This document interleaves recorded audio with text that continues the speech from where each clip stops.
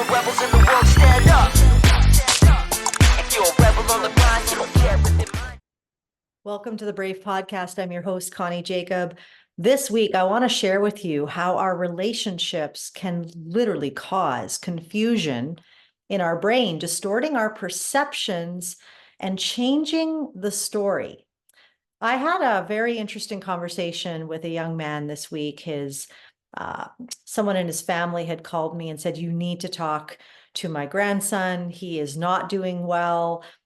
We think that he's sick. He might be mentally ill."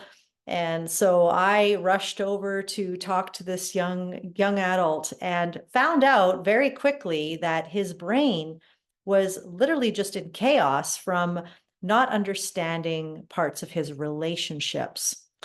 This is so common. A lot of people think we have mental health problems when sometimes we literally are just going a little bit loopy in our mind. We can't organize our brain because we haven't made sense of certain relationships. But before I go on, hit that subscribe button because every week I've got stuff that comes out on how to have great relational wellness so that you can feel mentally, emotionally, physically, and even spiritually well in your life. One of the things that we need to understand is that every time we have an experience in our life, we perceive it through our own lens. When I was in my 20s, I had a job that I loved, and I ended up getting fired from it in not a great way. And for many years, I'm almost 50, so this is 25 years later. Now that I'm almost 50, I have a little bit more wisdom, I have a little bit more insight, and we get this gift of hindsight in our lives. And we realize as we get older that perhaps the story that we believed about certain experiences were distorted by our own perception. So, for example, yes, it was a very poor experience for me in my 20s, trying to prove myself, trying to please everyone around me. Nothing mattered more to me when I was in my 20s than pleasing those who were above me, my leaders, my employers. I wanted them to like me. And so being fired, you can imagine, was devastating. Now, there were certain things about it that were not great. But what happens is when we have an experience that shocks us and that dysregulates the brain, and when we haven't had a chance to make sense of that story, we start to create a story in our mind that helps us deal with it. Now, what's really interesting is that the other person is doing the exact same thing. Let's take a relationship that I also had in my 20s. I was dating someone who I wouldn't call at that moment a very great person. He would grab the fat on the side of my body and say, "No one will ever love you like I do, but I love you just the way you are." Can we say manipulation? But here's the thing, we were both in our early 20s without a fully developed prefrontal cortex. The story that I tell myself to this day about that guy, if I saw him on the street, was I would think, "You manipulator, you jerk." Now, have I given him the chance to grow up? No. Some people never grow up, but we have to understand that the perceptions of our story, we perceive it in a certain way. We take it in, we make sense of that story, whether we're doing it cognitively, with intention or not. Our brains and our minds want to make sense of stories so that we know how to deal with life.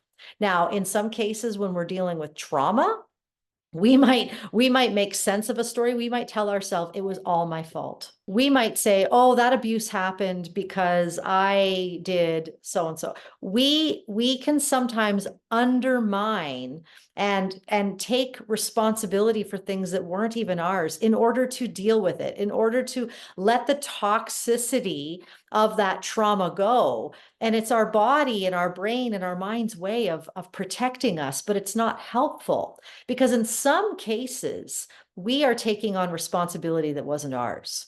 We're blaming ourselves for abuse when actually we need to stand up and say, that was not okay. But then there's other cases where we're mistreated, but maybe we didn't see the full story. And we need to understand that there is another perspective out there. Again, one of these weeks, I talked about in the podcast about how two stories coming together, your perception and somebody else's perception, are coming together and they're colliding. We have to understand that when we're in relationships with people, a lot of times when there's rupture, I have to understand that I'm coming at this with a perspective. My brain has made sense of a story in a certain way. And for some of us, we've made sense of a story for 25 years. If I saw that guy on the street, I'd think you're a manipulator. Is he? I don't know. Here's the sobering truth. People, when they see you, they remember you based on their last interaction with you. Now, that can be a good thing or not a good thing. So if I meet somebody who I haven't seen for 25 years, guys, I was an idiot in my 20s. I had no wisdom. I mistreated people without intention of mistreating. I said stupid things. I did that last week. I said stupid things last week. And if someone remembers me based on when I was 13, then they haven't seen the evolved me. They haven't seen the woman who has gained wisdom and has grown. That's sobering, isn't it? But it also gives you empathy for other people to give them permission to grow and realize, you know what, I haven't seen those boys that bullied me when I was 13. Maybe I should give them a chance to grow up. Now, doesn't mean I need to let it off the hook, doesn't mean that it's okay. It just means that I have to understand that people are allowed to grow, including ourselves. I also have to have this realistic expectations of myself, know my brain chemistry is going to understand stories based on my own perception, and that there's always another side. This allows me to come to relationships with a little bit of humility, to understand that most people, I'm not going to say all people, but most people don't wake up in the morning wanting to be a jerk. Now, there are people who wake up hurting other people, and I'm not going to try to explain why they do that, but most people that you're going to interact with today have great intentions. Most people that you interact today want to be good people, but they end up hurting because their perception and your perception are different and they collide, and then we don't know what to do with it. So for example, with this young gentleman that I was coaching, he was telling me all about this girl that he's dating, and he came to the conclusion as he was talking it through that a lot of the paranoia that he was having around this girl was based on his past perceptions and experiences of relationships that he had had that hurt him, and he was afraid. And now he couldn't see what was real and what wasn't. He couldn't see where she was lying or maybe where she was telling the truth, because his past perception was saying, this has happened to you before. See what she did today? See the way she looked at you? See what now he's looking into everything, and he's basing it, all of the looks, all of the way she's communicating, all of the things that she's saying, he's basing it on past experiences. Now, the problem is that some of those past experiences are trying to give you some wisdom in not falling into the same traps. And so sometimes our brain can play tricks on us, and it tells us, hey, maybe you're not seeing the full end of the story. Maybe you need to give more grace here. And you end up in a relationship that ends up damaging you, because maybe we should have learned that notice the signs, notice the signs. But then on the other side, sometimes our brain plays tricks on us with that perception, with the story that it's made up, that we lose out on relationships that could have been great, but we wrecked it because we just couldn't get past our experiences. So what do you do with all this? What do you do with the conundrum of your perception and your brain's beautiful capacity to make up story in order for you to understand the experiences of your life? I think it's very simple. It's coming to every situation, understanding that you only know in part. You only know your part. And when I know that, I can have empathy for people who maybe I'm not understanding. But the important thing is that I can make a decision. I can decide where I'm at with that relationship.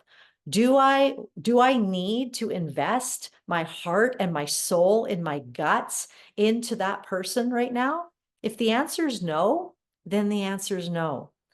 But to have the humility to understand, hey, I might have gotten some things wrong. I might not see things the way they saw things. Maybe our relationship ended, and my idea of why and how it ended isn't really 100% the way it really happened.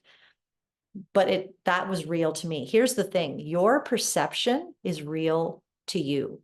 The way it impacted you is real to you. And that's what's important. But understanding that we only see in part.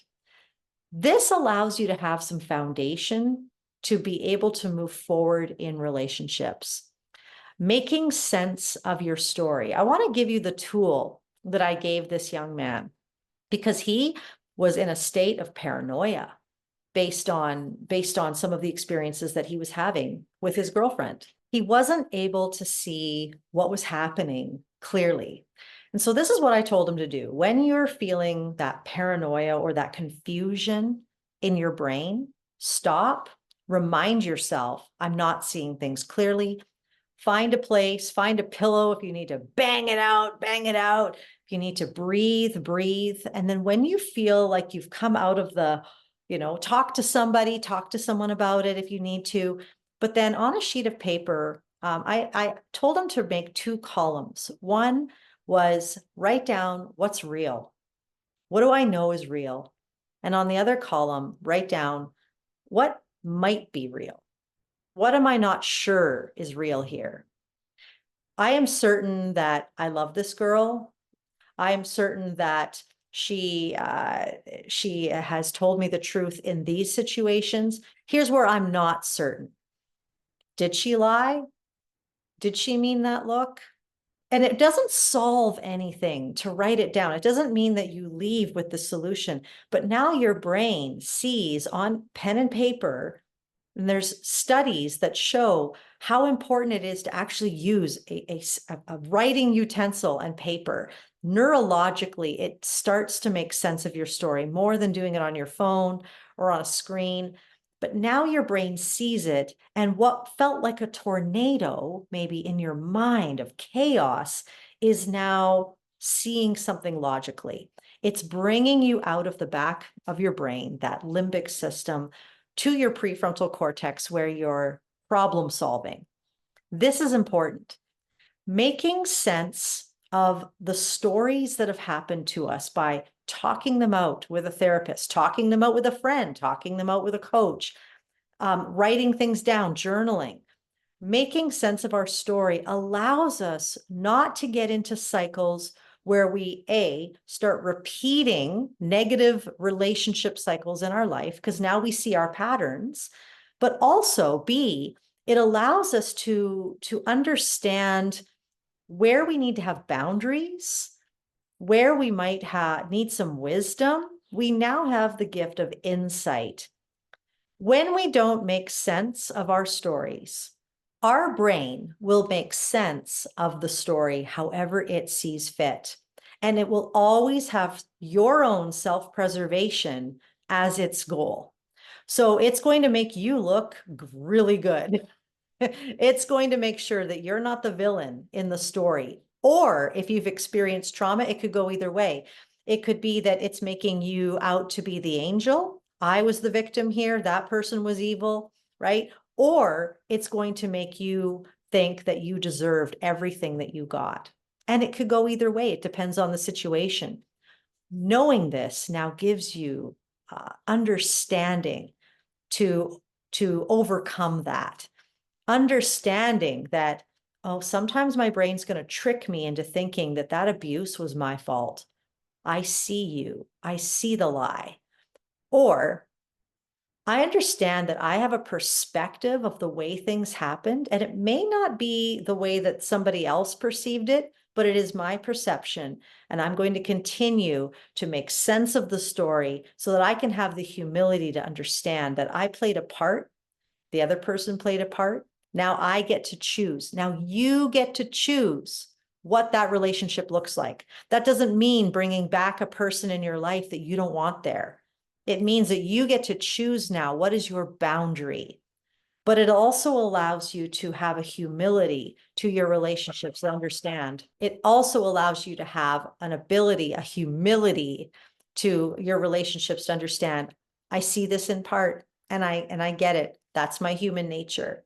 But I'm choosing now what I'm going to do with that. So just to recap a couple of the tools that I have given you today, if you're confused in your relationships, if you're confused in your interactions, if you're looking back on past experiences and not knowing how to process, number one, 2 columns, writing down what I know was real, and second column, what might not have been real, what am I not certain about, what am I not sure about, and then also just journaling in general, journaling your experiences, writing down how you perceive things, talking things through with a friend, a therapist, a coach. Talking things through is so important with people who are not going to try to fix you. In the meantime, friends, just remember that you are brave. Belonging is your birthright. And the more you make sense of your own inner world, the more you're going to be able to create environments where other people can feel like they are brave and they belong, including your children, including your students, including your intimate relationships. The more free you are, the freer people will feel around you. So keep being brave. All the rebels in the world